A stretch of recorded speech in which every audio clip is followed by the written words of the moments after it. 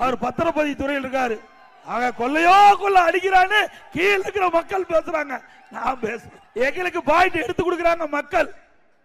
இப்ப ஏற்கனவே பிராந்தி கடையில் 10 ரூபாய்னு ஒருத்தர் பேர் வாங்கியிருக்காரு, யார் உங்களுக்கு தெரியும்.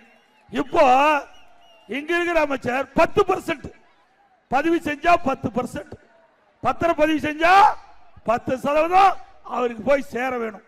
அப்படி சேர்ந்தாதான் அப்படி சேர்ந்தால்தான் அந்த பத்திரப்பதிவு நடக்கும். நடக்குதுல உண்மைதானே? உண்மைதானுங்க.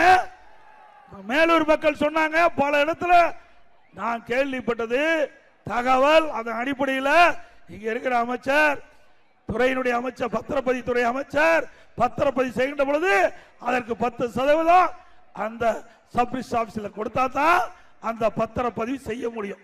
அப்படிப்பட்ட அவல ஆட்சி தமிழகத்தில் நடந்து கொண்டிருக்கின்றது. ஏழை மக்கள், நடுத்தர மக்கள் அவருடைய வீடுகள் வாங்கலாலும் சரி, நிலத்தை விற்பனை செஞ்சாலும் சரி, 10% அவளுக்கு கொடுத்தா ஏற்கனவே கஷ்டத்தெல்லாம் வீடு விற்கிறான், கஷ்டத்தை தான் நிலத்தை விற்கிறான். அப்படி இருக்கின்ற போது அவர்கிட்ட 10% கமிஷன் வாங்கினா அவள் எப்படி வாழ முடியும்? திமுக ஆட்சி ஒரு அவல ஆட்சி என்பதற்கு இதுவே உதாரணம். அது மட்டும் இல்ல, தமிழகத்தில் 582 பத்திரப்பதிவு அலுவலகம் இருக்குது.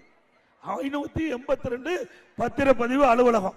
அதுல ஒரு வருஷத்துக்கு மேல பத்திரப்பதிவு அலுவலகம் இருந்ததே கிடையாது.